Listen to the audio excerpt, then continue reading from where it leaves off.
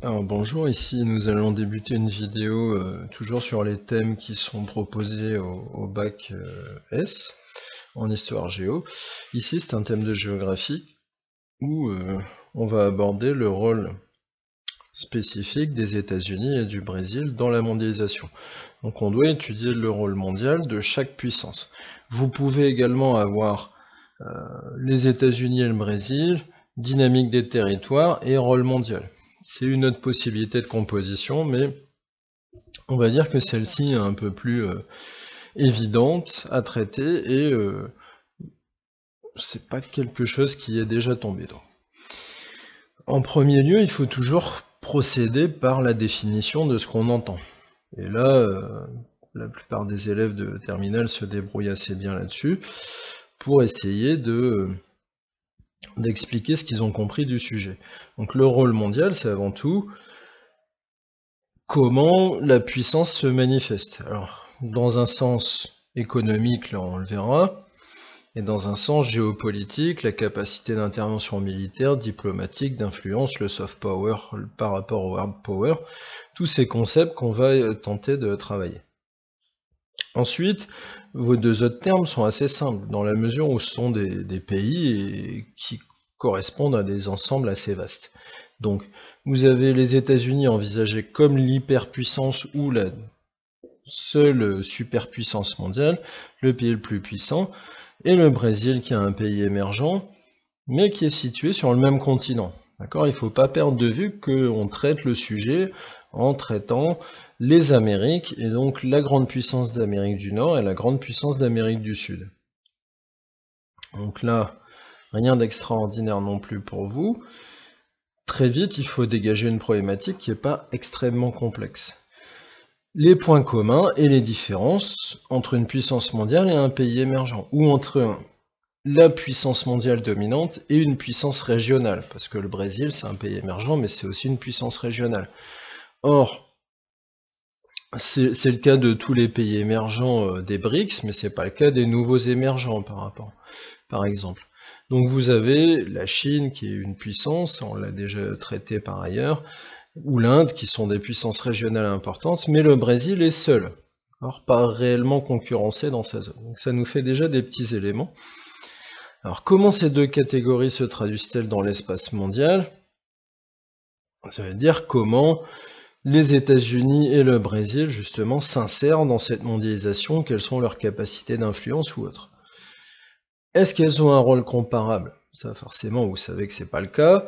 L'hyperpuissance américaine est-elle sur le déclin? C'est quelque chose qu'on a déjà abordé et sur lequel on pourrait revenir assez longuement, mais globalement, vous devez apporter à la fois de la nuance à la puissance américaine et de la nuance à son déclin. Et dans quelle mesure le Brésil émergent accède-t-il à un rôle mondial de premier plan? C'est plus un questionnement qui avait lieu sous Lula, et depuis la destitution de Dilma Rousseff, la perte d'influence brésilienne en termes diplomatiques et de relief est quand même assez conséquente.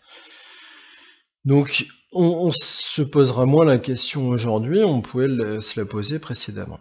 Alors vous voyez qu'il y a tout un tas de termes que vous allez devoir placer aussi, par rapport à des choses bien précises. Le fameux soft power qui est ici sur la capacité d'influence américaine, opposé au hard power militaire et diplomatique. Le modèle américain, mais vous avez aussi les fameuses choses qu'on peut utiliser dans d'autres thèmes, l'American Way of Life, l'expression ferme du monde pour le Brésil qui est importante, l'idée d'hégémonie diplomatique et militaire, le complexe agro-industriel qui existe dans les deux pays. Donc je ne vais pas revenir sur toutes ces expressions, mais bien sûr vous savez qu'elles peuvent s'appliquer parfois aux deux, et c'est ça qui nous intéresse. De même l'idée d'économie mondialisée. Alors dans cette composition, on va utiliser une accroche qui est vraiment de qualité, où on questionne un petit peu justement l'évolution de chaque pays et l'image qu'on peut en avoir. Parce que c'est bien aussi une question d'image qui nous intéresse ici. Alors, des gains extérieurs au bilan incertain. Là, ça veut dire que on est dans l'après-Bush et de tout ce que ces guerres ont coûté à la puissance américaine en termes financiers, mais aussi en termes d'image. Crise économique et financière, la crise de 2007-2008, l'endettement colossal, même s'il est payé en bonne partie par les Chinois, ça reste une forme de dépendance aux Chinois.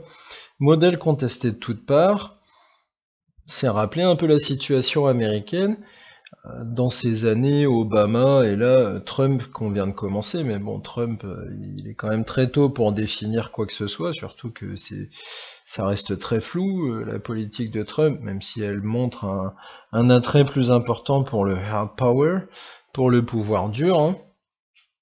Cet État que Clémenceau qualifiait cruellement de pays d'avenir qu'il restera longtemps, à l'époque de Clémenceau, au début du XXe siècle, c'était une manière de, si vous le voulez, un peu comme a fait après l'ethnologue Claude Lévi-Strauss, de montrer où l'écrivain Stefan Zweig, si vous voulez aller dans des livres un peu plus connus, l'idée c'est que le Brésil a longtemps été perçu comme une terre d'avenir. Un grand pays en devenir, mais qui tardait à le devenir. Dans les années 2000, le Brésil a connu la croissance économique et la stabilité qui lui faisaient défaut avant, et donc le pays a profondément évolué pour devenir une grande puissance régionale, et aujourd'hui, en termes de parité, en parité de pouvoir, de PIB, en parité de pouvoir d'achat, le Brésil est quand même passé devant la plupart des puissances européennes, hormis l'Allemagne. Mais ça devient une puissance économique importante. Alors, la problématique, une fois que vous avez lancé votre accroche, là il faut rentrer à fond dedans. Les deux pays semblent connaître des trajectoires opposées. On verra les points communs, mais on verra ce qui les différencie. Ils appartiennent à des catégories très différentes. Les États-Unis hyperpuissance, le Brésil pays émergent. Encore en développement, même si c'est pas le cas de l'ensemble du Brésil. Il faudra nuancer et varier les échelles. Dans certains coins du sud du Brésil ou à São Paulo, on a un niveau de développement très élevé, même si ça se confronte parfois à des favelas ou autres. Mais aux États-Unis, on a aussi parfois ces contrastes de richesse très importants. Alors, cette question, le second va-t-il détrôner le premier? Je pense qu'elle n'a pas de sens là ici. Par contre, ça vous pouvez plus ou moins vous en passer, mais ça peut être une manière justement de questionner le sujet. De faire un peu, si vous voulez, l'idiot, et de montrer par vos réponses que vous n'êtes pas idiot. Alors, les catégories de hard power et de soft power ont été développées par Joseph Nye, Joe Nye, professeur de relations internationales à Harvard. C'est lui qui a vraiment développé, si vous voulez, ces idées de une manière dure, basée sur le complexe militaro-industriel d'exercer la puissance, et une manière plus douce, qui est basée sur l'influence culturelle, scientifique et autres. Là, vous êtes obligé de faire un plan qui pourra mettre en valeur la totalité, justement, de vos arguments et des différences et des similitudes entre les deux ensembles. Alors, l'approche géoéconomique permettra d'abord de comparer l'insertion de chaque pays dans la mondialisation. Bah oui, il faut quand même qu'on traite de la mondialisation, c'est notre thème principal, mine de rien, en géographie, en terminale. L'analyse en miroir du hard power, puis du soft power de chaque État complétera l'étude selon une approche davantage géopolitique. Là, ça veut dire, si vous voulez, que vous allez structurer votre composition, d'un côté à travers le rôle de chaque pays, et là on reste dans le rôle mondial, dans la mondialisation, puis l'usage que peuvent faire chacun de leur puissance militaire, et puis de leur puissance diplomatico-culturelle, scientifique. Alors ça nous permet de bien croiser l'étude des deux pays. Là je voulais vous présenter un premier document justement, qui est une affiche tiré justement d'un caricaturiste américain ou britannique, je me souviens plus, où on voit comment peut être perçue parfois la puissance américaine. Cette puissance américaine qui là tire des images de la Seconde Guerre mondiale, hein, les fameux soldats qui hissent le drapeau, je sais plus si c'est sur Guadalcanal ou l'île de Guam ou Midway, enfin bref, c'est dans la guerre du Pacifique. Et là, si vous regardez bien, vous voyez des peuplades plutôt des pays du Sud, asiatiques ou autres, ou latino-américains, qui sont envahis par des personnages de Disney. D'accord, des Mickey, des Dingo, des Donald qui envahissent.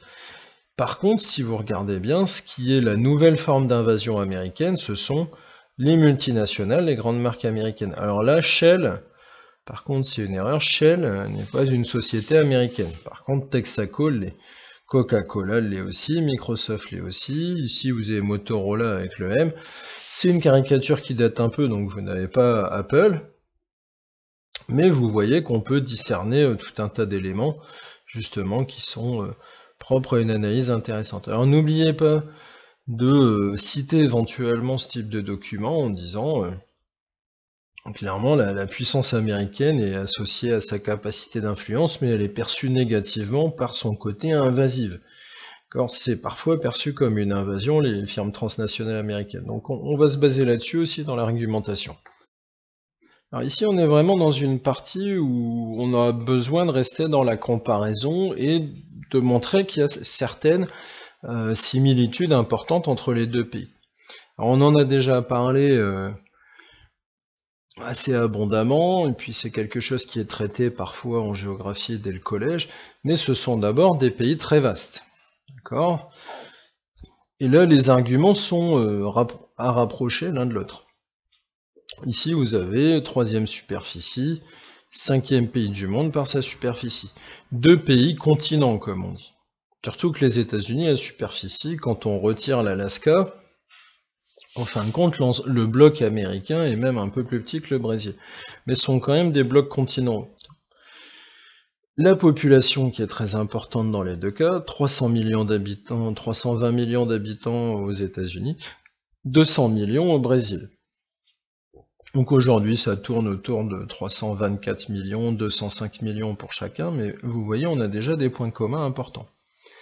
Ce qui change ensuite dans chaque paragraphe, vous pouvez l'aborder comme ça, c'est que la puissance économique mondiale américaine, elle la place toujours première. Même si c'est pas le cas en parité de pouvoir d'achat, les firmes transnationales américaines, elles dominent toujours la mondialisation. 136 des 500 plus grandes entreprises mondiales sont américaines. Alors, si mes souvenirs sont exacts, il y en a toujours que 50 ou 60 qui sont chinoises. Donc la puissance chinoise est en pleine croissance, mais c'est vrai que les firmes américaines continuent de dominer cette mondialisation.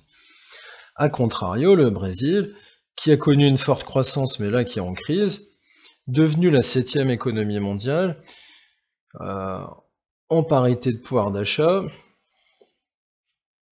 on est dans quelque chose de supérieur quand même, donc qui serait derrière les États-Unis, la Chine, l'Inde, le Japon. Donc plutôt dans... Et l'Allemagne, plutôt 5e en parité de pouvoir d'achat. Avec la Russie, à peu près dans les mêmes eaux, 5e, 6e. Bon. Retenez 6e ou 7e, c'est pas très important en soi suivant les classements. Mais l'idée justement, c'est que le Brésil se place devant la France et l'Italie et le Royaume-Uni aujourd'hui en parité de pouvoir d'achat. Mais les firmes brésiliennes, elles sont quand même peu importantes. Même si elles sont en pleine croissance, et qu'elles représentent parfois les plus grandes firmes d'Amérique latine, on n'a que 7 multinationales brésiliennes qui sont parmi les plus importantes. Alors, vous avez fait ce petit tableau sur l'économie mondialisée. Maintenant, il faut être apte à l'illustrer, par exemple, avec un schéma. Votre schéma, là, il peut être très simple. D'accord ? Vous faites un schéma du monde où vous n'allez pas vous intéresser beaucoup au reste du monde, au final. La puissance américaine, là, vous voyez cet ensemble assez important en violet, où vous avez justement les États-Unis avec les autres membres de l'ALENA qui sont un petit peu rattachés aux États-Unis. Ensuite, vous avez par contraste la puissance brésilienne avec les membres du Mercosur. Alors là, il manque des membres du Mercosur. Bon, vous avez le cône sud, là, Argentine, Paraguay, Uruguay, et le Venezuela, mais on a quand même de plus en plus d'États associés dans les Andes. Pérou, Chili, Bolivie se sont quand même beaucoup rapprochés du Mercosur. Et il reste plus beaucoup de barrières entre eux. Donc là, vous avez placé vos deux pays. Ensuite, vos villes-mondes. Alors les villes-mondes américaines, New York, Chicago, Los Angeles, et puis à la rigueur, on pourrait faire la Californie entière, plus importante. Et São Paulo, la ville-monde brésilienne. Mais bon, globalement, on en a quand même moins. Et ensuite, vous avez les interfaces maritimes brésiliennes, côte est, côte ouest, d'accord, dans chaque cas. Les principaux alliés militaires américains, ça vous permet d'inclure l'Amérique du Nord et l'Europe avec l'OTAN. Les interventions militaires américaines, vous êtes obligé de vous situer au Proche-Orient, au Proche et Moyen-Orient, et là il manque l'Afghanistan. Les participations aux missions de l'ONU, ça c'est pour le Brésil, et là on voit que c'est beaucoup en Afrique, la zone d'influence, et le Brésil a cherché à intervenir surtout dans des régions où on avait des liens culturels par la langue portugaise. D'accord ? En Angola, en Haïti c'est moins le cas, mais au Timor oriental aussi, en Indonésie, on y parlait également portugais.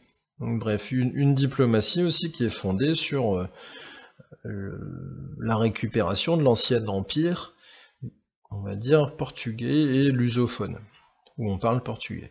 Alors les autres BRICS, et si vous regardez la structuration du plan du schéma, c'est assez simple.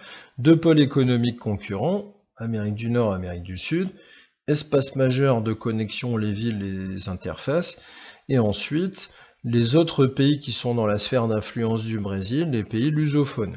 Les BRICS qui sont proches du Brésil, même si ceux qui sont les plus proches du Brésil, globalement, ce sont l'Afrique du Sud et l'Inde.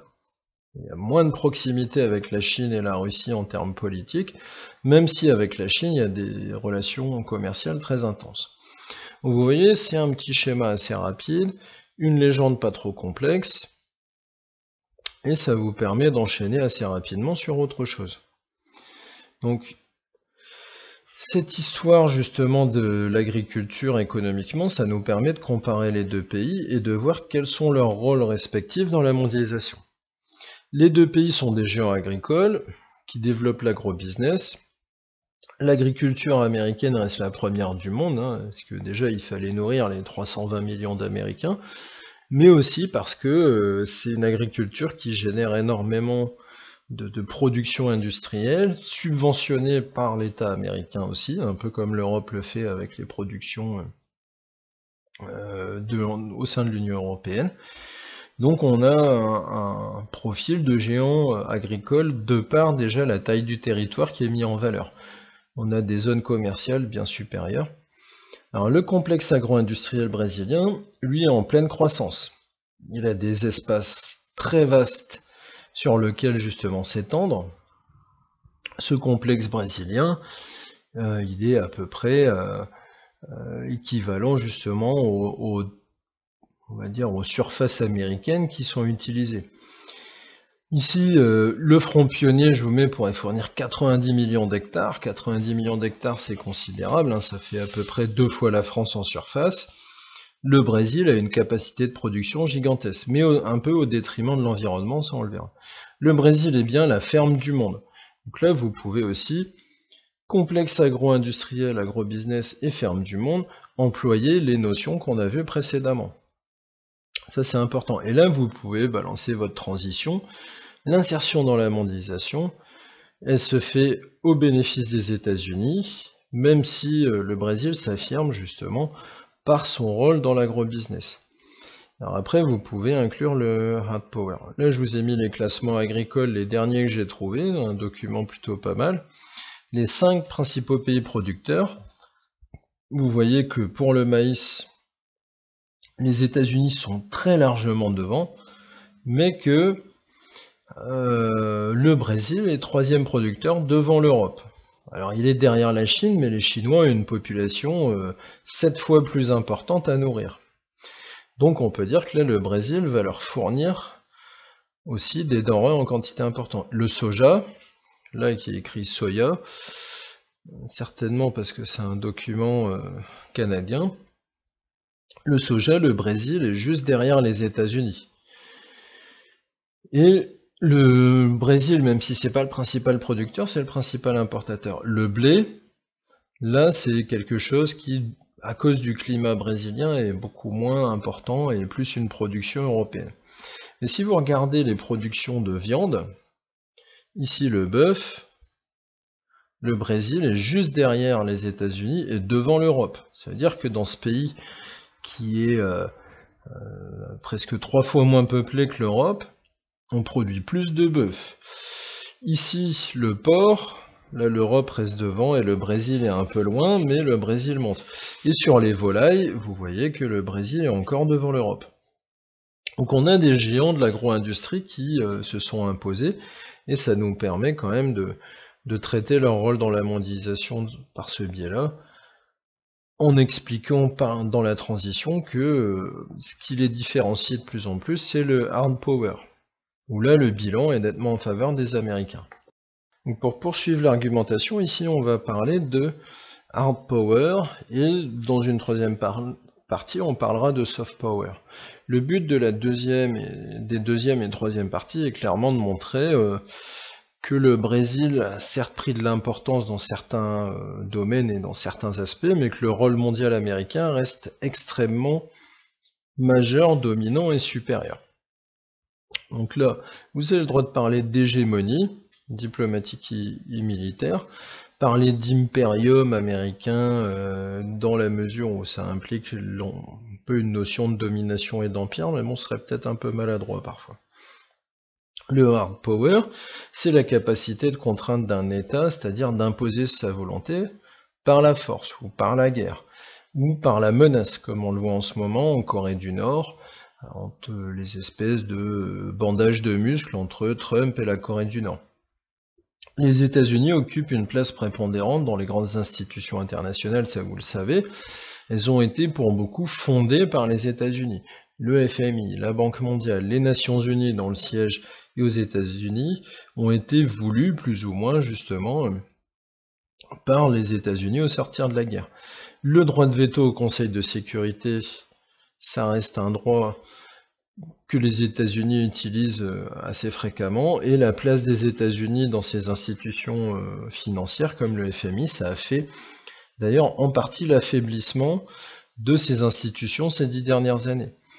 Pour vous expliquer rapidement, les droits de vote américains sont encore relativement élevés, mais leur part n'est pas majoritaire, et pourtant les Américains ont un droit de blocage de tout ce qui peut être fait au FMI. Du coup, certains pays comme le Brésil, la Russie et la Chine ne font plus appel au FMI et passent par des circuits plutôt parallèles bancaires qui sont maintenant de plus en plus centrés sur des banques d'investissement chinoises. Donc là, les États-Unis ont perdu un peu d'influence par ce biais-là. Mais bon, ça reste quand même des institutions dominées par les États-Unis, même si elles ont perdu de leur relief. Alors le budget de l'armée américaine, 35% des dépenses militaires mondiales, et certaines années, comme pendant les guerres d'Irak, c'était 50%. On a clairement un engagement militaire conséquent partout dans le monde, et une capacité de projection avec leurs 6 groupes aéronavals plus ou moins toujours en activité qui sont sans commune mesure. Alors les Chinois veulent atteindre les 5 porte-avions d'ici à 2030-2035, mais vous voyez que c'est un programme sur 20 ans et ils seront qu'à la moitié de la puissance américaine. Mais à part les Chinois, personne souhaite concurrencer cette puissance militaire états-unienne.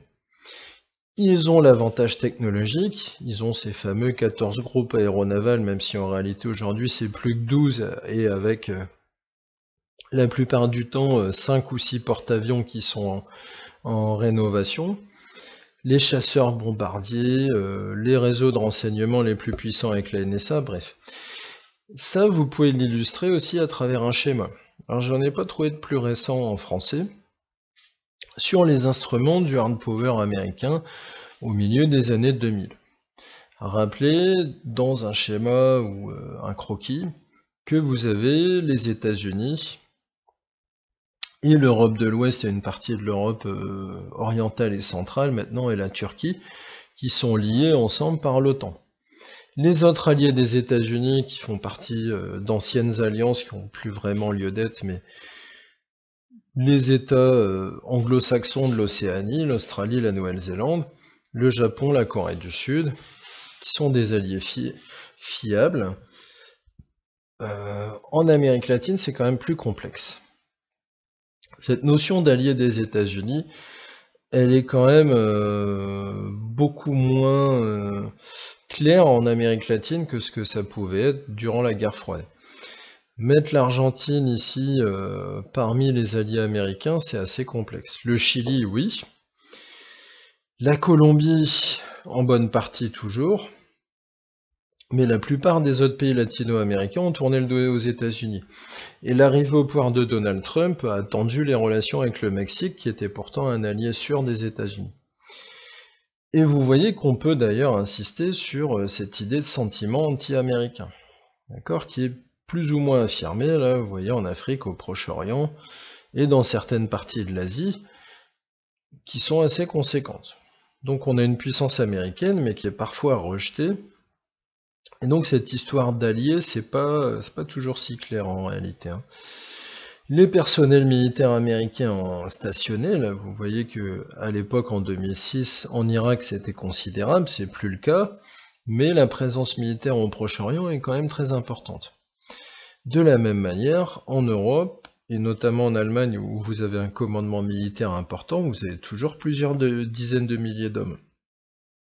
Vous avez toujours des bases américaines en Corée du Sud et au Japon. Donc il faut rappeler un peu ce legs de la guerre, et simplement aujourd'hui on n'est plus dans une situation où les États hostiles sont si nombreux. L'Iran n'est plus considéré, pour l'instant en tout cas, mais depuis le travail de SAP d'Obama et de rapprochement diplomatique, comme une menace. La Syrie, si. L'Irak non plus est plus considéré comme tel, et maintenant vous voyez que ça se cristallise sur la Corée du Nord. Même chose, Cuba, là qui vous a été mis quand même en tant qu'allié des États-Unis, c'est quand même pas mal, comme quoi il faut se méfier des cartes. Cuba s'est rapproché des États-Unis par le biais d'Obama. Alors Obama a fait un gros travail quand même pour améliorer les relations américaines avec certains anciens ennemis.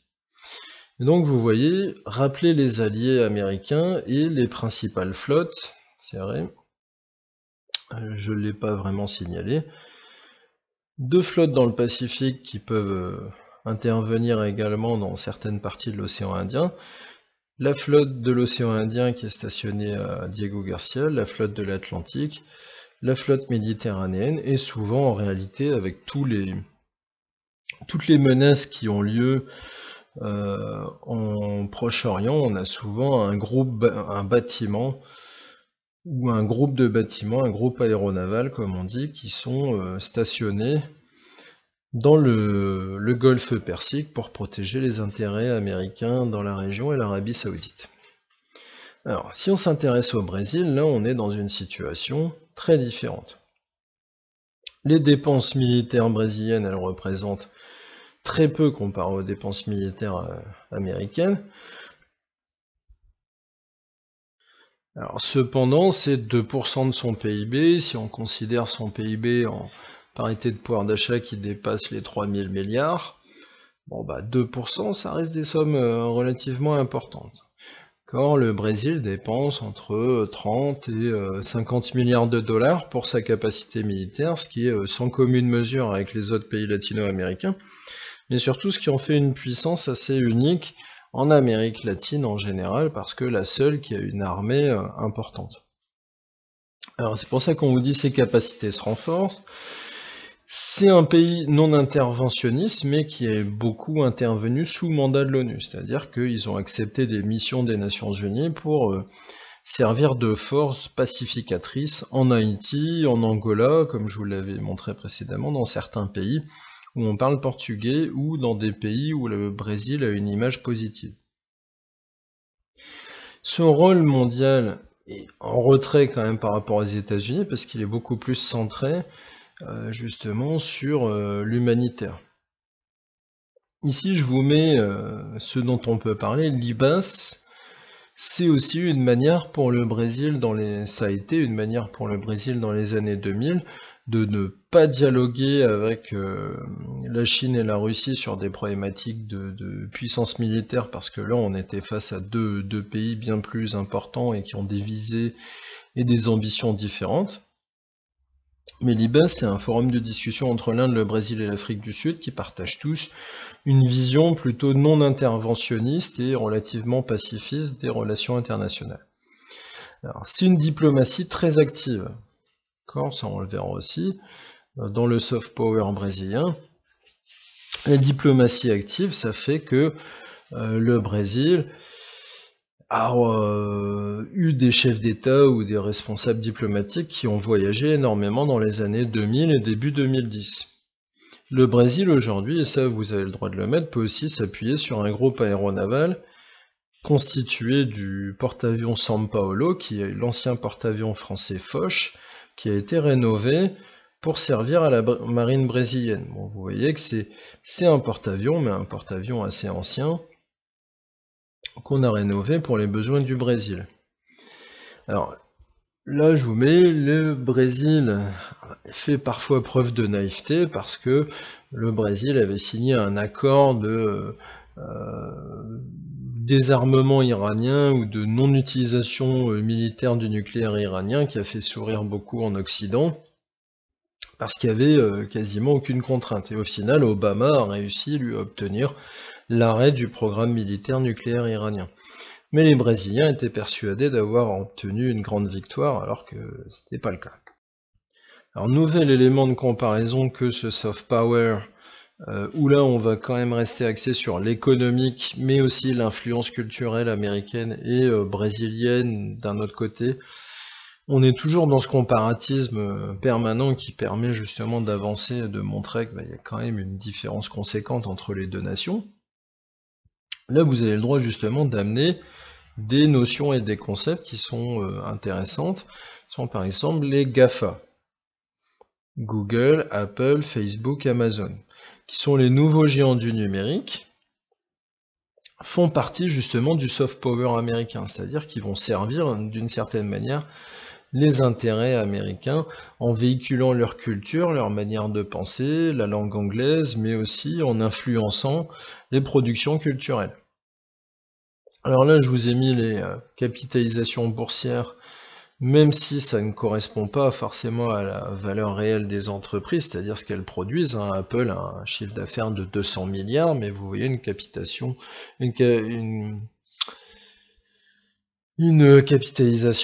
boursière qui est conséquente, mais qui est parfois surévaluée, c'est le propre de l'Internet.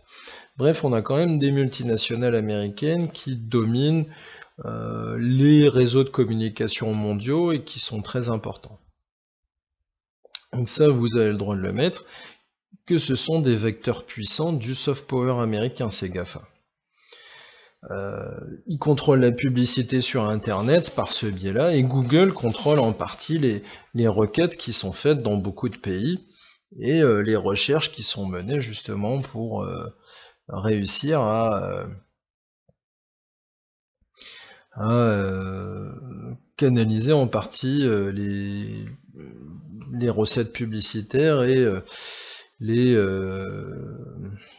revenus qui peuvent être tirés justement de la présence sur Internet des gens et de leurs intérêts. Enfin, tout ce qui peut être fiché par les multinationales, ce sont quand même les multinationales américaines qui le font le mieux. Donc, on a un premier point qui est celui de ces firmes-là qui peuvent être des éléments importants, et puis je vous avais mis le cinéma américain, et qui accapare la moitié des recettes mondiales. On a plusieurs exemples à citer.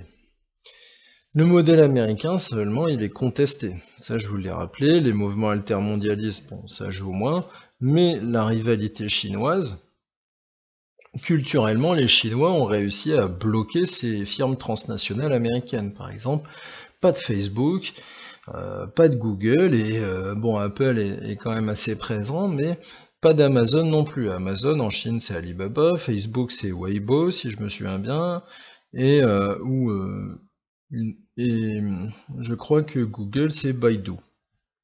Bref, les Chinois ont réussi à construire quelque chose d'assez différent. Et ils s'opposent aux États-Unis par là. Il ne faut pas oublier également la menace islamiste qui rappelle que dans beaucoup de pays musulmans, les États-Unis sont à la fois admirés et détestés. Et ça crée un rapport qui est assez proche au final de l'Amérique latine. Cette fascination, admiration et rejet, détestation qu'on trouve au Mexique, on la retrouve aussi dans pas mal de pays du Sud et du Moyen-Orient. Alors, la popularité de Barack Obama n'a pas réussi non plus à rattraper cette image négative qui s'est beaucoup développée sous l'ère de George Bush. Bref. Quand vous passez à la comparaison avec le Brésil, c'est assez pauvre au final ce que le Brésil est capable de produire. On a eu une image politique et très positive du Brésil avec Lula. Dilma Rousseff, là je vous ai mis aujourd'hui destituée, à tenter de poursuivre ses efforts jusqu'à sa destitution en 2016. Ça nous fait une période 2003-2016 où le Brésil a été assez actif en termes diplomatiques ou autres. Mais ça reste des tentatives qui sont quand même très loin de la capacité d'influence américaine. Des événements ont permis au Brésil aussi de montrer qu'ils étaient capables d'organiser des grandes manifestations culturelles mondiales, la Coupe du Monde de football, les Jeux Olympiques. Et là, je vous ai mis, si les telenovelas de TV Globo, grands groupes s'exportent dans le monde entier, la capacité d'influence du Brésil est limitée dans tous les domaines quasiment où les Américains excellent. Cinéma, musique ou encore la mode, ce sont les Américains qui dominent le plus. Alors certes, vous me direz, il y a des top modèles brésiliens qui sont les plus grands, en taille comme en renommée parfois, mais voilà, ça constitue pas un soft power. Ce sont pas les magazines brésiliens non plus qui vont définir les tendances ou autres, sont les États-Unis qui dominent beaucoup de secteurs. Alors, ici, je voulais vous montrer simplement, parce que c'est difficile à reproduire en termes de schéma, mais c'est simplement pour exemplifier un peu ce que je disais, la diplomatie de Lula da Silva, les IDE, ça vous avez le droit par contre de l'utiliser en exemple. Le Brésil a reçu, durant la période de pouvoir de Lula, les 8 ans, 65 milliards, parce que l'année n'est pas signalée, 65 milliards d'investissements et a investi 20 milliards. Ça veut dire aussi que le Brésil reçoit beaucoup plus, notamment des investisseurs chinois, qu'il n'est capable d'envoyer aussi. La présence massive de Lula dans certains pays là, qui est marquée par un point rouge, ça vous permet aussi de signaler que Lula, malgré tout, allait beaucoup aux États-Unis, il n'avait pas le choix. Il est beaucoup allé en Colombie, il a essayé de s'appuyer sur les grands États de la région, Colombie, Argentine ou autres. Donc les liens ont été resserrés avec les pays les plus influents d'Amérique latine.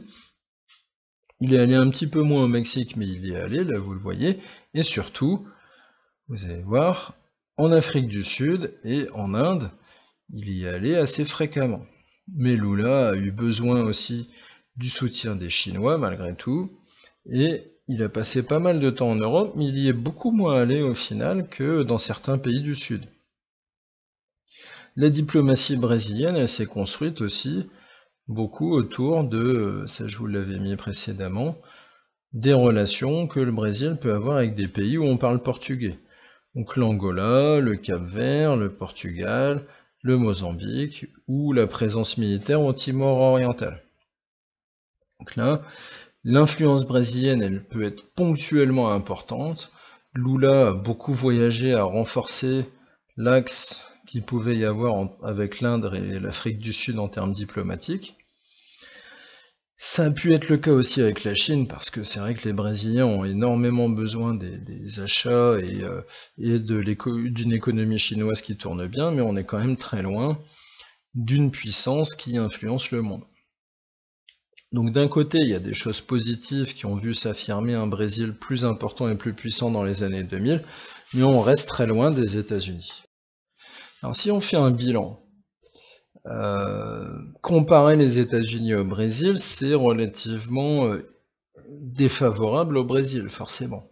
On compare deux puissances qui ne sont pas du tout au même niveau. Avec une approche géoéconomique, si vous faites justement le bilan de ce qu'on a dit, le rôle mondial des États-Unis, via leur insertion dans la mondialisation, est sans comparaison, sans commune mesure avec le Brésil, même si le Brésil s'intègre de plus en plus dans la mondialisation.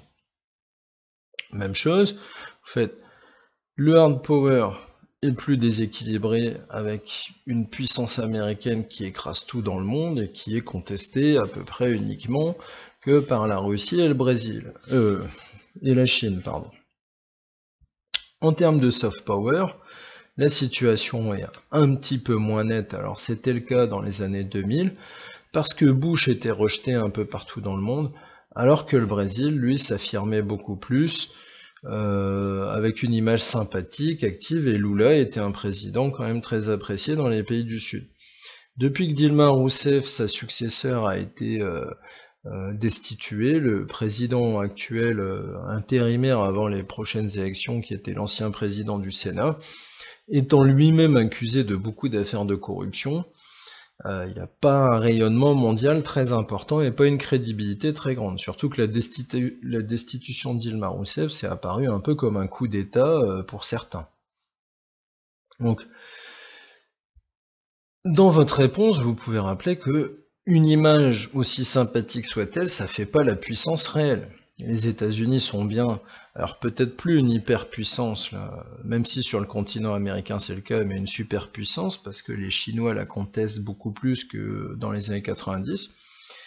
L'émergence brésilienne, elle est réelle, et elle s'est manifestée par l'influence diplomatique, la tenue d'une Coupe du Monde, de Jeux Olympiques, d'événements majeurs qui ont voulu montrer que le Brésil était capable de se développer. Mais, et là vous avez le droit aussi d'en parler, ça s'est fait au détriment de la cohésion interne et sociale propre à la société brésilienne. Ça veut dire que toutes les dépenses qui ont été engagées là, un petit peu extrêmes en termes de dépenses publiques pour organiser les Jeux Olympiques ou la Coupe du Monde, ça a été rejeté massivement par les classes moyennes brésiliennes, et c'est un peu ça qui a amené à la chute de Dilma Rousseff. Donc le Brésil a un petit peu oublié aussi, on va dire, la politique intérieure parfois pour trop se centrer sur une politique extérieure de puissance. Alors l'élargissement, et ça j'ai essayé de reformuler quelque chose que j'avais trouvé, mais qui est assez juste. Si on comparait les États-Unis à la Chine, le discours qui vise à dire que les États-Unis sont sur le déclin ou connaissent une forme de déclin serait bien plus juste. Donc là, ça vous fait une ouverture intéressante, et au final, vous montrez les schémas des territoires que vous pouvez éventuellement utiliser, mais là, vous n'êtes pas dans une compo où il faut traiter de la dynamique des territoires, mais où vous avez des espaces assez similaires à situer. Des espaces en réserve pour l'agriculture et l'agrobusiness, des espaces dynamiques avec la Sunbelt américaine centrée autour de la Floride, du Texas et de la Californie, et puis on pourrait dire du Nord-Ouest. Des espaces économiquement très dynamiques pour le sud et le sud-est du Brésil, et une périphérie dynamique, ce qui est le centre. Aux États-Unis, même chose, l'espace central qui est la zone la plus peuplée, colonisée, la plus ancienne. Et quelque chose qui n'existe pas au Brésil, qui est une zone de grande pauvreté, qu'on retrouve dans le nord-est du Brésil, où là on a des choses assez différentes. Alors, on n'a pas forcément à travailler sur ce type de schéma, mais l'idée c'est de répondre à cette problématique, le rôle mondial de chacun de ces pays, en s'appuyant sur plusieurs petits documents, plusieurs exemples, comme je vous l'ai montré, où il faut vraiment bien utiliser les catégories de hard power, soft power, où il faut vraiment bien utiliser cette idée de insertion dans la mondialisation, et à chaque fois basculer, première partie États-Unis, deuxième partie Brésil, en montrant que vous faites bien un face-à-face entre les deux. Voilà, donc j'espère que ce sera relativement simple à comprendre la manière dont vous devez construire ce devoir.